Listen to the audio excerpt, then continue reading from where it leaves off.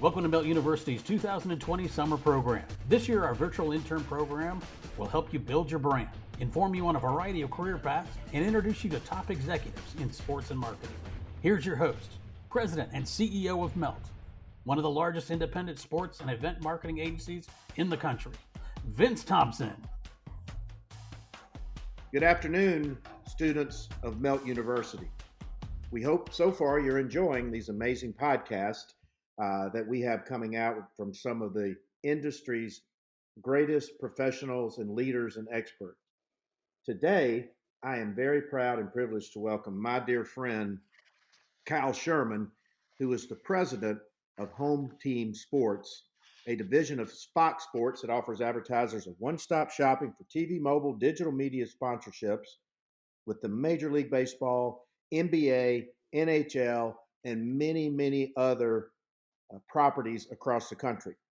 Kyle is a very dear friend of mine, to Melt, and his daughter, Courtney, a very successful LSU graduate and Melt U alumni intern. Welcome, Kyle. Thanks, Vince. Good to be with you. Wish We it was are live. Well, no kidding. What I tell you, the silver lining is that we've had this great intern program. We had 40 kids last summer. 40 kids signed up for this summer, and due to COVID, we said, "Hey, we'll pivot here. Let's share this program with the world and make it virtual." And it's been an amazing success story so far. But we're honored to have you because as we continue teaching our kids on Melt U, many are getting credit on college campuses. Uh, Themes are beginning to emerge in this. One is obviously life is not linear, as we're all learning on a daily basis that life is not linear. You're going to get knocked off that saddle. You're going to get told no. And so today, I want to dive into your vast and deep and rich experience in the sports media world and talk to our kids today about so many great careers and career paths in the world. But first, just a little bit more about Kyle, a hmm native of one of my favorite places, New Orleans, Louisiana, graduated from LSU, a tremendous and great school. I grew up near Mobile, spent many, many Saturday nights going to Tiger Stadium and watching the Bengal Tigers. Uh, Great career with the Fox organization, began working with Fox in 1998 in the Western region, began the amazing climb working in LA. And as Fox grew and Fox Sports grew in presence and acquisition of properties, and not only that, Kyle has risen with that. They also work with many major college conferences, Big Ten, Pac 12, ACC, Big East, and SEC, including my beloved alma mater, Auburn. So, Kyle, kind of how we want to take this today is we want to talk about your career path. We want to talk about how you see the college campus is the ultimate professional lab. We want to talk about when you advise kids on how to find those opportunities. Say, for instance, at an Auburn or some of the other schools that you guys represent for the Rights at Michigan State, how kids get these opportunities, where those opportunities are, where you see the future of those opportunities going as well. Because what the purpose of Melt U is and has always been is we want to help kids find those first jobs in the competitive world of sports and events marketing. We know coming out of post COVID that it's going to be even tougher to find these jobs, particularly in the liberal arts area. So we want to equip these kids with the best experts in the world. So talk about a little bit about your college experience and then what formed and shaped your career path. We tell these kids to pursue their passion um, with zeal and don't Sure. take no for an answer. The letters NO just spell the first two words of not yet. So talk about the path and the climb for a minute. Sure. So I guess the first thing I would say to any young person in college is, I started as a drama major at the University of New Orleans before I wound up taking a pretty long path and then wound up at LSU and actually graduated in business and public administration. So I would say that the 4 years of college, or in my case, six, there's because I changed majors three times. There's a lot of changes. You're just trying to figure out who you are and what it is that you want to do. And I also graduated in the middle of a recession in the early 80s. So the circumstances that you all will face are similar to the circumstances I faced as I came out. I had no idea there was a television ad sales business. I had no idea about anything about a sports business because back then sports was a much smaller component of the media industry. And I really, somehow stumbled into it. My dad was good friends with a media buyer. We had dinner one night, and through her networking, I got an interview with Store Television, which was an old broadcast company, and wound up getting a job as an account executive, selling television advertising time for that station group. So that's really how I got into the business. That was 35 years ago, and I never looked back. And I think the reasons that I didn't look back were that I found a career that I felt was more of a consultative enterprise. It wasn't a sales job; it was a marketing job, and my job was really to figure out how to help brands become more powerful in their messaging and better ways to communicate with the general public. And the first 13 years of my career was spent on the broadcast TV side of the equation. We did sell sports, but it was a small component of all the things that we did. And then I had a former boss of mine who had started at Fox Cable, and they had this nascent division called Fox Sports Net, which was regional sports networks at the time. And Vince will remember there wasn't a whole lot of regional sports networks in the country. There were in the major markets, but most of the teams that you see today on regional sports networks were on broadcast TV stations. If you were in Atlanta, you would have seen the Braves on WTBS broadcast, as opposed to Fox Sports South and Southeast, which is where the Braves reside now. So it was a very small, very nascent business. Wasn't sure I wanted to make the leap because I had a pretty good broadcast career going, but I looked at the space and I thought, this could turn into something because the fan base is the fan base, and at the end of the day, it's a very passionate exercise. So I think I want to go look at it. I also saw that there wasn't a whole lot of business being written for these regional sports networks from my friends in the advertising business. And fairly quickly, I figured out as I transitioned over to Fox Sports Net that there were a lot of reasons why my friends weren't buying it, and I couldn't convince them to buy it from a buyer level. So that started a pretty long journey of developing Fox Sports Net at the time into Home Team Sports and what we are today, which is a full service sports marketing agency with departments and with a lot of people and a very big bottom line revenue number. So that's the path that I took was different than the path that most people take, which is I sort of had no clue and absolutely zero sense of where I wanted to be. I happened to luck into it. Most people have some sense that they either want to be in sports or sports marketing. My daughter has always wanted to be in sports marketing, probably influenced by me. But I think that you know, whatever path you're on, it's never it's never something where you have to stress out about it. Mhm. I used to stress out a lot when I was in my early 20s about what I was going to do. It all works out if you work and develop your career around certain core values. That's much more important than actually what it is that you're going to do. The exact the exact thing that you'll do within an organization or what you may do in starting a business is really predicated on how you operate as a person. It's about how you operate with empathy, how you operate with integrity, and how you operate with a curious mind. If you have those three qualities, integrity just means you do what you say you're going to do. Empathy is just the ability to relate to others and understand that you need others in order to be successful. And those others may work within your organization or outside your organization. I always looked at every encounter with anybody I work with as a chance to get to know somebody and to become friendly or to base the relationship on the exchange of people to people skill.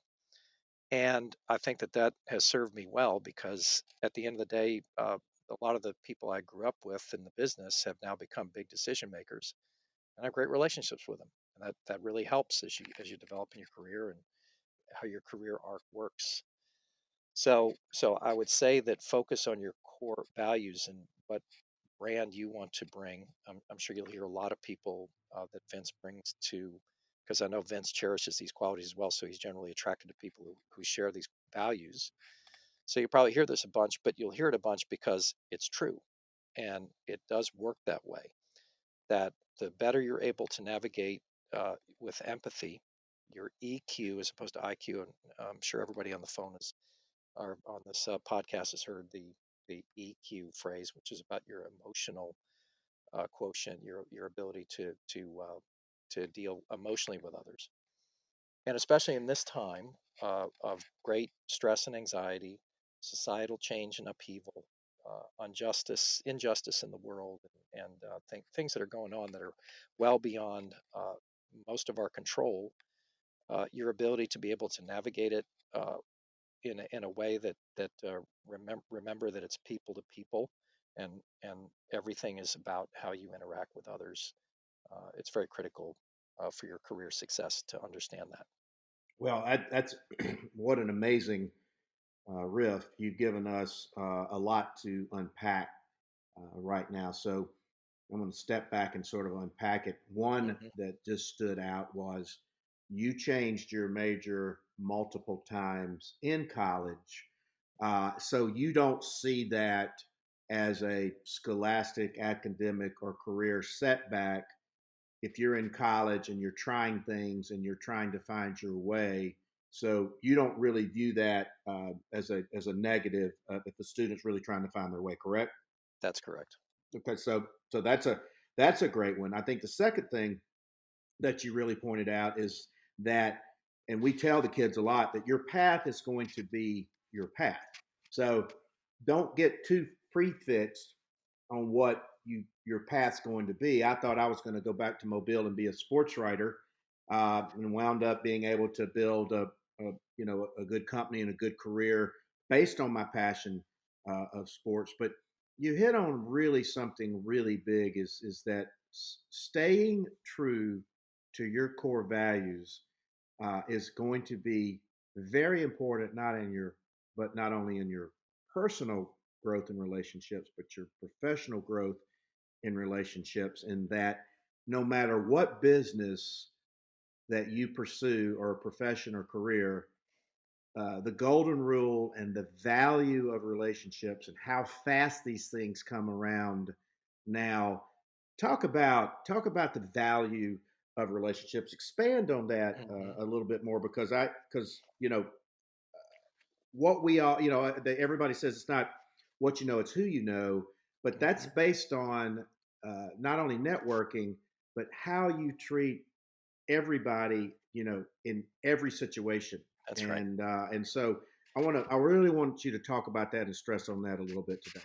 Yeah, I'll share what I share with all the entry level folks who come into home team sports, right? So I always want to have a personal conversation with anybody entering, because as a young person, you come into a company and you have to be oriented, and a lot of companies don't spend a great deal of time orienting or what your expectations should be. And so the talk around the empathy part is when you're beginning your career and you're first starting, especially if you're in an organization entry level position, is it's your job to be the most popular person, to be able to relate to the people that you're going to be dealing with either internally or externally in a way that makes you fun to be around and fun to talk to. You need to make sure that you bring a sense of personality to it. I'll tell you, if you're an entry level position in business, you're talking to people who talk to hundreds of other people in a week or in a month. And if every time that you interact with that person, you make it a positive experience, even if it's a negative situation, that's how you build a reputation. So, and I'll explain what that means is that you can be dealing with somebody and you have to call and say that we failed to do something as an organization, and you're going to be on the forefront of how to resolve that. You have to make sure it's resolved, right? And if you do resolve it, the person on the other end will give a lot of respect to you as somebody who came in and solved a problem, right? I try and emphasize to our entry level folks to always leave a positive impression even in a negative situation, because that's how people start to go, I really love that person that I deal with there at Home Team Sports Los Angeles. They always get back to me quickly. They resolve my issues. They're always on it, and that's the reputation you want, right? And you get that through your integrity. Integrity, I said earlier, it's do what you say you're going to do. Every time you meet someone's expectation, so if I say, I don't have your answer, I'll call you back in an hour, and 59 minutes later I call back, whether I have the answer or not is inconsequential. It's that I said I'd call you back in an hour. If I said I'll call you back in an hour, and then 2 days later that person's like, hey, Kyle was supposed to call me back in an hour. It's 2 days Hmm. later. It's so Hmm. disappointing. Well, you missed an expectation, and therefore you dinged your integrity and your reputation. These little building blocks of integrity all add up to your reputation. I've always tried to make sure in my career that if I say something to anybody I'm doing business with, that I follow through and do it. Or if I can't do it, they know that I gave it the full effort and that I kept them in communication and transparency throughout the process. If you can operate every day that way as a business person, whether you start your own company or whether you work in an organization, you will go far, because 90% of people out there fail to meet basic expectations. So that is a goal, and that should be a goal for you. And then the curious mind aspect of it is something that, I will come across an article. Vince and I always go back and forth, but I Hmm. do this with uh, you know numerous people across the country on any number of levels. I'll come across an article that I know would interest my friend who runs Southwest Airlines marketing.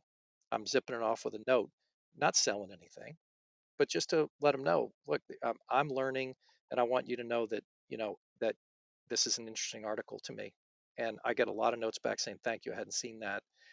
And just if you're not curious enough, or if you're not passionate enough about what you're doing to constantly have your mind in it, reading trades, looking and observing the real world for what you do and how examples of things that are successful in work. If you don't have passion to do that, you need to be doing something else. So I, Well, th- I think those three things are really what can make a successful career as well, I that's coach people. Well, that's amazing because I get made fun of a lot because I read so much. I have such a giant curious mind. As you know, you and I exchange articles and things all the time, but you Hmm. never know where that's going to prompt an opportunity. Yep. And so that's kind of why I'm such a big uh, advocate of that. And you hit on a couple of major things. And one theme that we have is it's only as important as you make it. So, for instance, if you do secure the job interview, bring the heat because as you said that you only have one chance to make that first impression. Hmm. Bring that resume, bring that portfolio, turn that the dadgum phone off, and look that person in the eye, interview the interviewer, see the emotional surroundings in their office, but also, Kyle, and this is one of my big pet peeves, is I'll get a blind resume to it'll say attached is my resume and I need to make X amount of dollars a year. Well, I immediately flush that resume because that tells me they've done nothing for their homework to find out who Melt is, who I am, what the nature of the Hmm. job requires. So they're already communicating how they would be as an future employee. And so expound on sort of what gets your attention where somebody can rise above the 1,000 resumes you get a year to Hmm. really stand out. Yeah. So you hit on it really well, which is preparation. It's understanding if I'm going to interview with a particular company that I'm prepared. I understand what the company does. I may make some observations about that during the interview. I may ask about the competition and what keeps them up at night, and some just good questions to pry out knowledge of what business you're interviewing and what that person who's in a leadership position within an organization, how they view the world. So the art of giving a good interview is it starts with preparation, and then to Vince's point, also it's a good connection between you and that interviewer. Sometimes that's difficult because you're walking in, that person may not have a great personality, they may not be open, they may be looking for you to take control and to do the bulk of the talking. You have to be prepared for those types of things, and that's where the preparation about the company goes. And if you can network your way, I'll tell you one tool you guys have that we never had when I was coming up is LinkedIn, where you can do a lot of networking. And if you're going to interview with a company, you can probably connect with somebody who might be out of your university, potentially, that went to work for that company, somebody that you can get connect to and find out a little bit more about that company. That's always a good thing to do. And the final thing I would say, also, what I look for, because I meet a lot of young people who are trying to get into the business, and and we have a great conversation, and but I don't know if what the person is telling me is true unless there's some references. References are very important.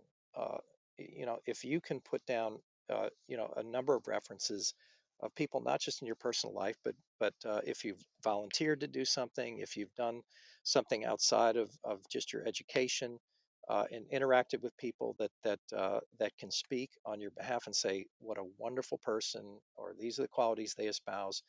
We believe in them. They did a great job for me. I've known them since they were, uh, you know, uh, X age, and they're just wonderful, terrific people. That always helps too. Uh, I see a lot of young people fail to put down references because maybe they think, oh, I can only put down family, friends, or those types of people. That's okay. That's Hmm. okay. I don't expect somebody to come in and have, the president of a company on your reference list. It's just Hmm. not That's not something I expect. But it is important because it gives me a sense of who you are as a person, your character and quality. And I also say, be careful with your social media. I'm sure you're going to hear this from a lot of people, and you probably already have. Be careful with your social media. It counts, and as you can see in today's day and age, it does count. If you are espousing your views, and they're either off the mark, or they are, not, the classic, I shouldn't have posted those pictures last night, or I shouldn't have gone on Twitter after going out to the bar till 3 in the morning. Hmm. I just, you just got to be careful with your social media habits. Well, we call it the grandmother test. If you don't want your grandmother to see it on social media, do not post it, because I can assure you, as an employer and you as an employer, that's one of the things that we're going to go look for first, because we're looking for a person's judgment in these situations. And Hmm. hey, Yep. we all like to have fun and go out and have fun with our friends. And as I always say, thank goodness there was no social media when I was coming through Auburn and you were coming through LSU. Hmm. But that's the Hmm. reality of that. And then to your point about LinkedIn, in the old days, we had to go to the library to look for the encyclopedia or resource book or the yellow pages for resources and research. The kids now have it in the palm of their hands. So talk Hmm. about a couple of things. So talk about how they position themselves on LinkedIn, what you look for, and then we tell them various tricks to say, okay, go to Vince Thompson's LinkedIn. He's got 19,000 followers. It's the greatest Rolodex in the country. He's linked to Kyle Sherman. Kyle Sherman's linked to thousands of other people. Talk about how you, because one of the themes and one of the themes of my book coming out at the end of July is going to be brand you. So as we Hmm. pivot into the campus as the ultimate professional lab, what do kids need to be doing to build their brand presence on the campus now? And obviously, I'm very familiar with the operations down at Auburn, and so many opportunities for kids with the Auburn network within the athletic department. Sort of talk Yep. through Yep. how that progression might work for a young kid. Well, I think your LinkedIn, it is important as you get into business, and there are probably resources on your campus. I know that. So I'm on the Dean's Advisory Council for the Orso Business College at LSU, and I've actually helped them to make some change to give students resources to help build a better LinkedIn profile. And so they actually have addressed that. And I'm sure most schools, if you're in a business school or if you're in whatever school you are within your university, there should be resources, should be ways for you to find how can I get help to make sure my LinkedIn is professional. I'm sure that there are examples of things if you just search through LinkedIn examples you can see. I look more at the resume that comes in, and for people who are entering the workforce, I do have a bias towards people who participated in sports in high school and or college, Hmm. because I do think that sports is an important character builder. It does show the value of working and teamwork and the things that go on with sports that make a difference. It's not a must have, but it's always good to highlight that if you participated. But if you didn't do sports and you did nothing else, then that's also like, this person's a blank slate, and I don't know, enough to make a judgment on how they would be as an employee. So there has to be some story, there has to be something that you've participated in, no matter what it is, and make sure that hits your resume, and make sure that your resume is not just a Word document that you sat down and changed the fonts up a little bit and bolded a few things.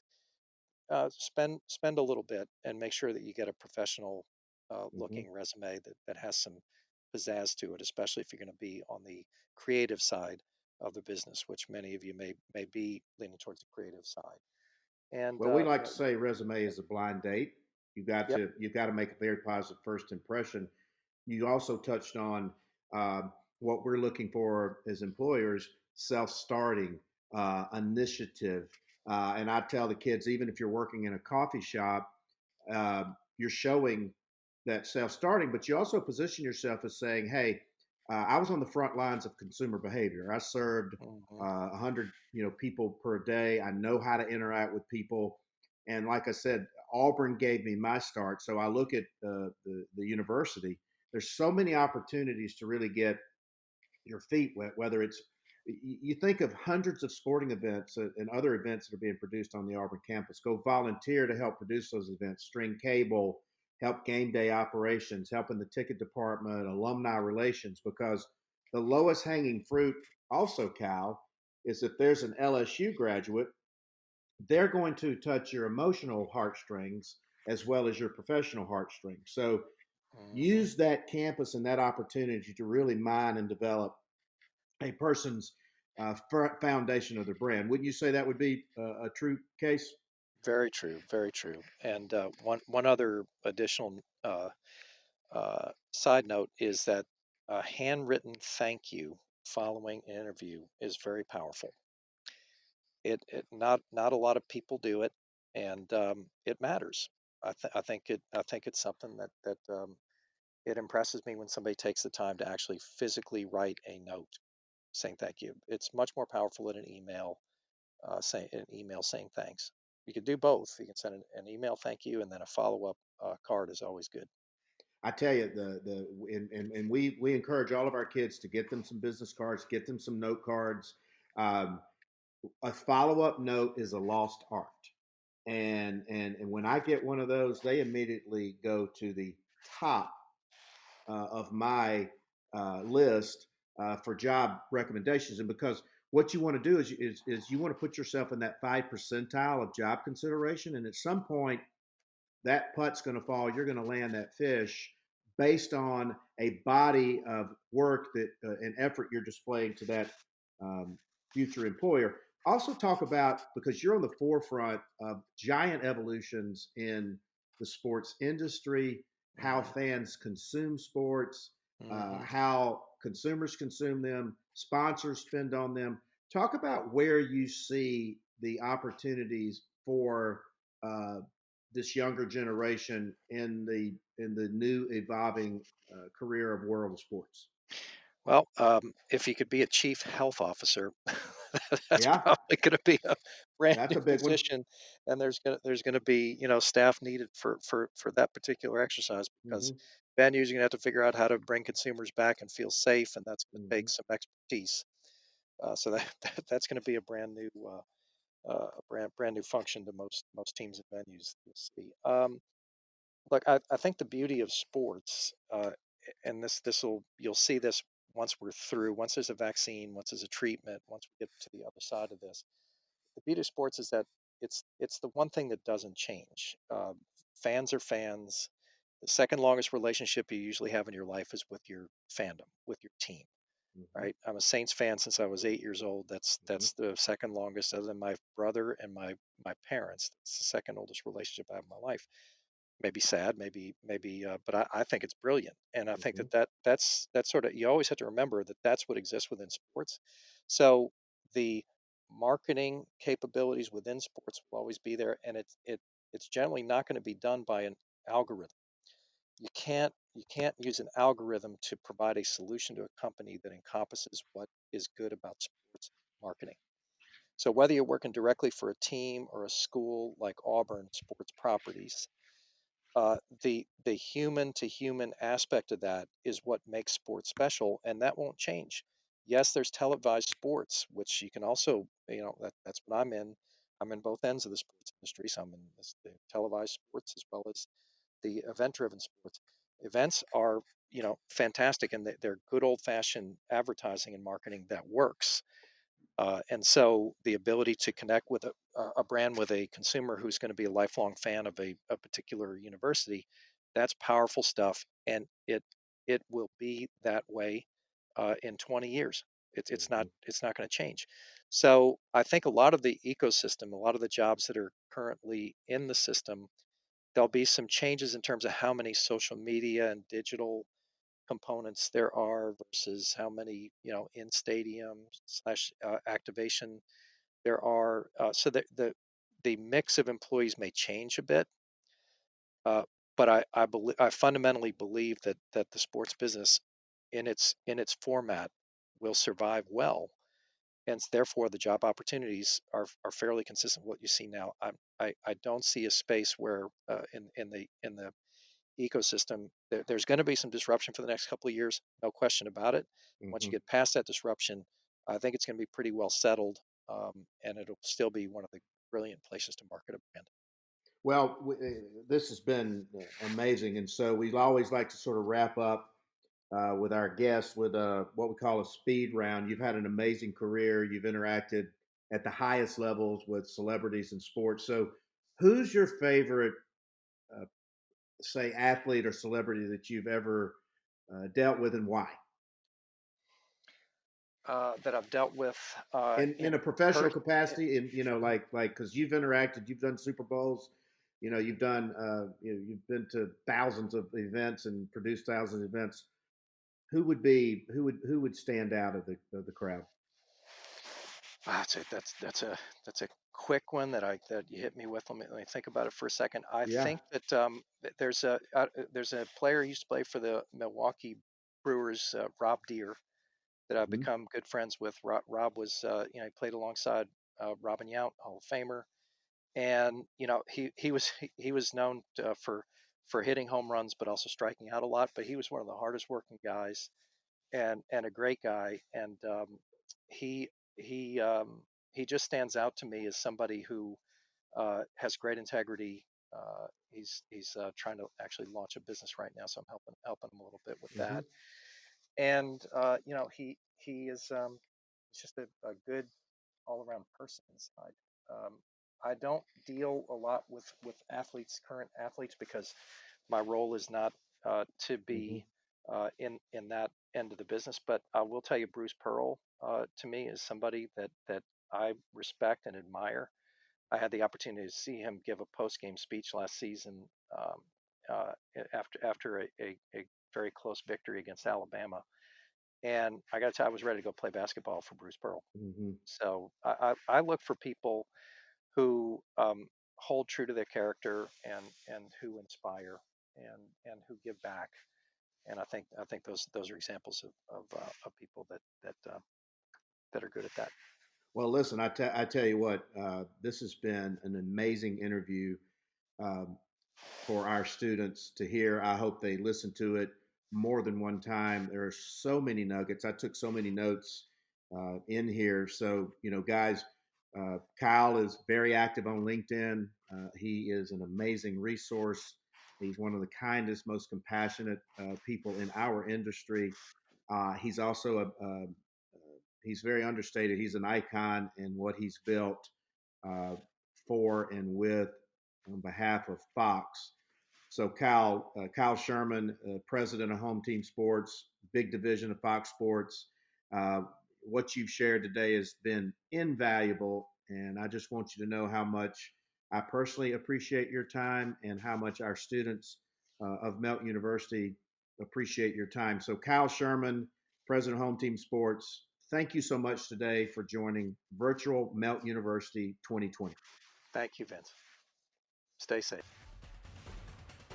Thanks, Vince. Hope you enjoyed today's virtual class. We'll be back soon with another edition of Melt University 2020.